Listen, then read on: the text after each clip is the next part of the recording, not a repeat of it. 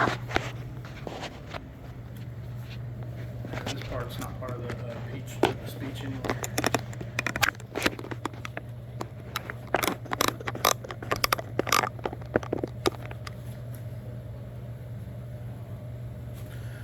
Okay.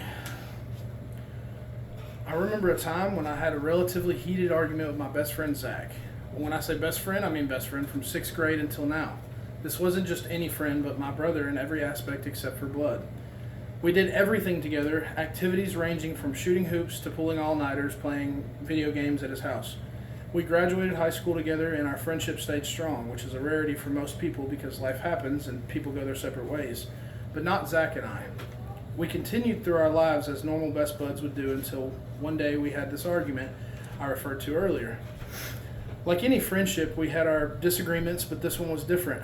I cannot even remember what the argument was about, if that tells you how petty of an issue it was. This was by far the most intense and irrational argument we had ever had and led to the both of us ignoring each other for about a month. It was easy for me to seemingly drop him from my life because at this point I had a newborn child and was starting my family.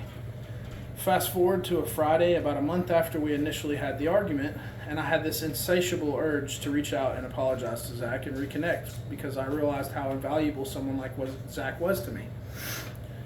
I cast aside our differences and sent a text message that said, I'm sorry, bro. The whole argument was stupid, and I'm not willing to throw away the nearly 10-year friendship we have. Love you, man. He replied, I love you too, bro. This was for real stupid. Or something like that. The next day we chilled and did the normal video games and the whatnot we always did, and later that night we went to his aunt's house for her birthday party. His whole family was there, drinking and partying and having a great time. I ended up leaving around 4 a.m. to get home and get some sleep because I had family plans that Sunday. I awoke to a phone call right before 7 a.m., and it was another one of our best friends, Colton. Still rubbing the sleep from my eyes, I heard Colton say, "Dude, Zach's dead." It felt like a horrible nightmare, and I couldn't help but completely deny and refuse to believe what he was saying. I was so disgusted with agony and pain when I came to the realization that what Colton was telling me was horrifyingly true. My best friend Zach was gone and was never going to walk this earth again. There was no cause of death. He simply passed out and died just a couple hours after I was with him earlier that morning. I was utterly floored and did not know what to think, or much less do. Colton and I went to the hospital after we had spoke, and Zach's family was flooded the front of the entire building. I'll never forget the tears and sorrow that spread across the parking lot. I would say this is a pivotal moment in my life when I realized just how precious life is and how quickly it can be taken away.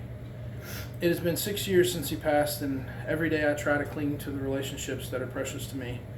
It may be cliche, but you really never know or appreciate what you have until it's gone. Thank you.